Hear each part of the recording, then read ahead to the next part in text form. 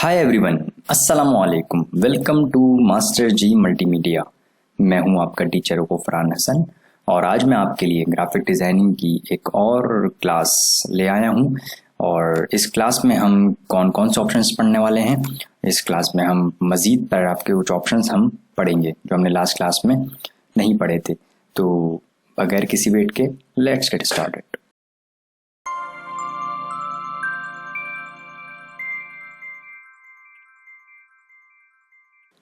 अच्छा, तो ये देखें, मैंने टेक्स्ट टूल लिया और मैंने टेक्स्ट टूल लेने के बाद मैंने सेलेक्ट करके एरिया बना लिया। That's perfect.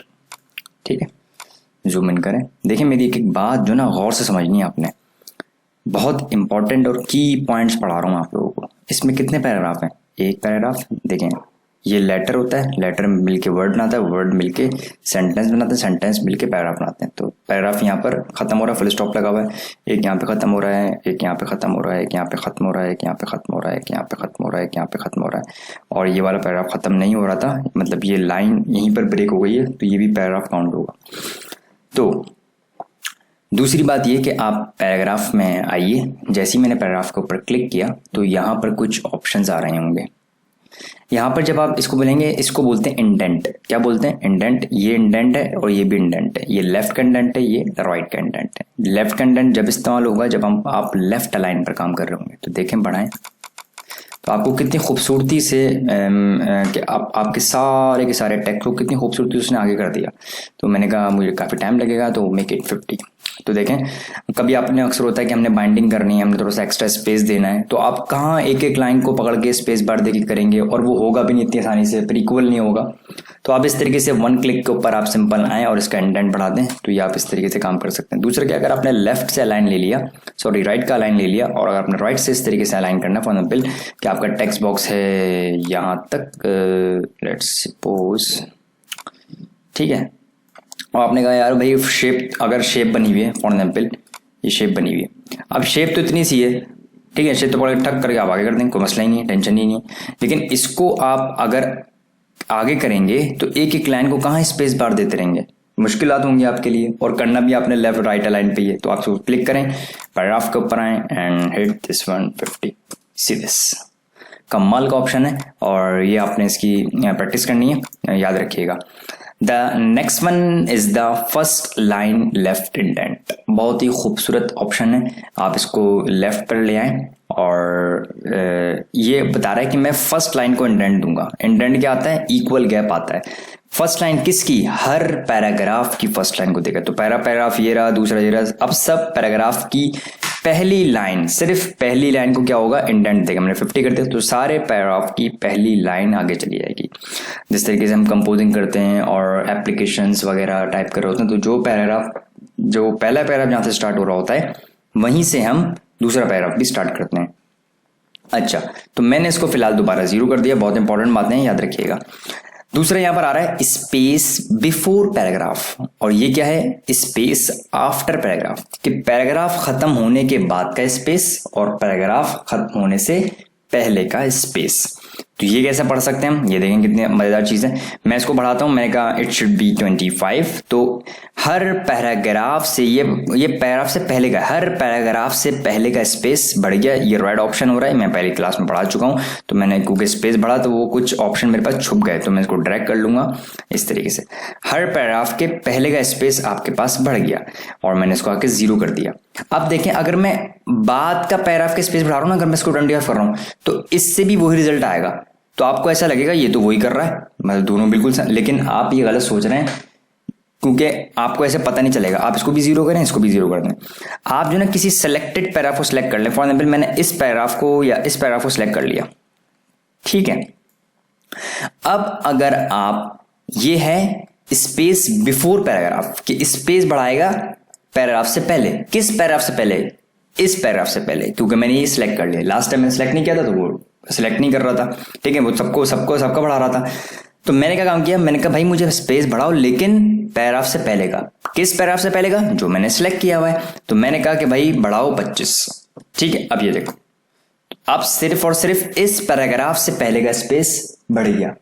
ठीक है। अगर मुझे चाहिए कि नहीं भाई मुझे इस पैराग्राफ के बाद का स्पेस बढ़वाना है, तो आप इसको 25 कर दें, तो इससे नीचे स्पेस बढ़ जाएगा। ठीक है, तो ये ऑप्शंस हैं, आप याद रखिएगा इनको। और ये इन डिज़ाइन में जब पढ़ाऊंगा आपको, और फोटोशॉप में भी होते हैं, कोरल में भी होते हैं, जहाँ पे ये पैराग्राफ की सेटिंग्स होती है, तो वहाँ पर ये स्पेस वगैरह की सारे ऑप्शंस होते हैं। दूसरा यहाँ पे नीचे आ रहा है हाइफन नेट, क्या बोलते हैं इसको, हाइफन नेट। अब मैं यहाँ पर क्लिक करता हूँ एंड हिट द जस्टिफाई, और मैं इसको थोड़ा सा छोटा कर लेता हूँ यहाँ से, see this like this one.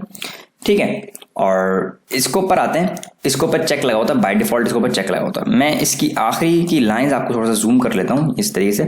अब देखें यहाँ पर कुछ पैराग्राफ्स, कुछ लाइंस हैं जिसके अंदर हाइफन नेट आ रहा होता है, लेकिन इस टाइम नहीं आ रहा। मैं हल्का सा इसको छोटा करता हूँ, मैं आपको चेक करवाता हूँ कि इसके अंदर पैराग्राफ हाइफनेशन आ जाती है।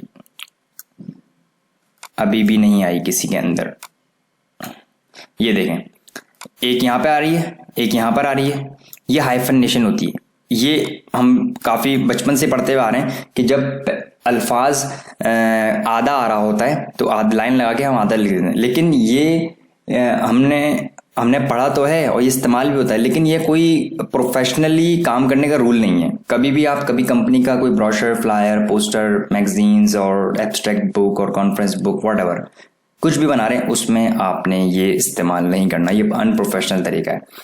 चाहे आप किसी भी पैराग्राफ सेटिंग के ऊपर हो, इस तरीके से लाइन नहीं आनी चाहिए। इसको बोलते हैं हाइफनेशन, हाइफनेट रूल बोलते हैं इसको। तो जब आप पैराग्राफ पे क्लिक करेंगे तो यहाँ पर आ रहा होगा हाइफनेट, इसको ऊपर चेक हटा दें तो वो यहाँ से हट जाएंगे, जो अल्फाज होंगे वो पूरे आएंगे, अगर नहीं आ रहे होंगे तो स्पेसिंग बढ़ा के वो उसको एडजस्ट कर देगा। तो ये एक हाइफनेशन का ऑप्शन था, हाइफनेट का, और ये बहुत इंपॉर्टेंट ऑप्शन होता है और ये याद रखने वाली चीज़ है, काइंडली इसको याद रखिएगा। तो ये आपके पास सब के सब पैराग्राफ की आपके पास सेटिंग्स थी। ठीक है, मैंने आपको पिछली क्लासेस के अंदर ये भी पढ़ा दिया, ये भी पढ़ा दिया, और ऑब्जेक्ट में जाके ये सारे ऑप्शंस भी मैंने आपको पढ़ा दिए थे जो कि इससे रिलेटेड थे। ठीक है, अच्छा, एनवेलप ऑप्शन भी मैंने आपको पढ़ाया था। मतलब ये जो क्या नाम है इसकी डिटेल है ना, जैसे आप एनवेलप लगा रहे हैं इसके ऊपर मैं क्लिक करके, तो यहाँ पर रैप के ऑप्शन दे रहा है। ठीक है, उसकी सारी की सारी सेटिंग्स जो ना इसके ऊपर है। ठीक है, उसके और मजीद ऑप्शन अगर आपने संभालना है कि आप डिस्टॉर्ट बोलते हैं एंकर पॉइंट को हिलाने को, एंटी अलाइजिंग में भी आपको करेक्टर में पढ़ाऊंगा, क्लिपिंग मास्क, ट्रांसपेरेंसी, वो बता रहा है कि प्रिजर्व करेगा shape using clipping mask. Actually वो क्लिपिंग मास्क करता है। ठीक है, और क्लिपिंग मास्क मैं आपको पहले पढ़ा चुका हूँ। जब आप यहाँ पर जाके ऑब्जेक्ट में जाएंगे ना, ऑब्जेक्ट में जाने के बाद यहाँ पर क्लिक करेंगे, दूसरे के यहाँ पे आ रहा है रिलीज। जब ये मैं आपको एक चीज़ पढ़ाना भूल गया था, तो मैं इस वाली क्लास के अंदर आपको रिपीट कर देता हूँ। फॉर एग्जाम्पल आपने कोई सी भी शेप बनाई, मैंने कहा भाई ये मेरी ये शेप है, इसके अंदर मुझे टेक्स्ट को इंक्लोज कराना है। फॉर एग्जाम्पल इस टाइप की शेप में मुझे टेक्स्ट को इंक्लोज कराना है, तो मैंने टेक्स्ट टूल लिया, यहाँ पे लिख दिया, मैं लिख देता हूँ बेटर। ठीक है, मैंने बेटर लिख दिया और मैंने इसको थोड़ा सा बड़ा कर लिया इस तरीके से, और make it and down perfect. ठीक है, एंड डाउन हो जाएगा ये दिस वन परफेक्ट, और कलर शुड बी चेंज, और फॉन्ट नीचे और शेप ऊपर, और शेप को आप रखें ऊपर।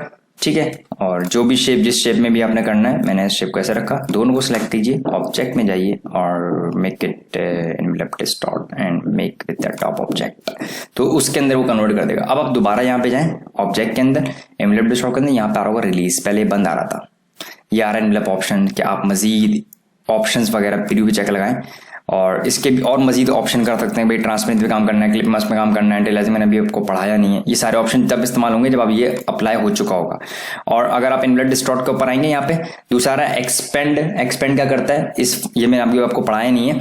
एक्सपेंड अफेक्ट की जो अफेक्टनेस होती है ना, मतलब उसको खत्म कर देता है। मतलब टेक्स्ट को अगर मैंने गुफरान लिखा हुआ है, अगर मैंने गुफरान को टेक्स्ट को पढ़ के एक्सपेंड कर दिया, क्रिएट आउटलाइन कर दिया, तो फिर वो गुफरान टेक्स्ट नहीं रहेगा, वो शेप बन जाएगा, तो वहां पे इस्तेमाल होता है। लेकिन इसके अंदर एक ऑप्शन है रिलीज, कि अगर आपने गलती से काम कर लिया तो आप इसको रिलीज भी कर सकते हैं। लास्ट टाइम मैंने आपको पढ़ाया नहीं था।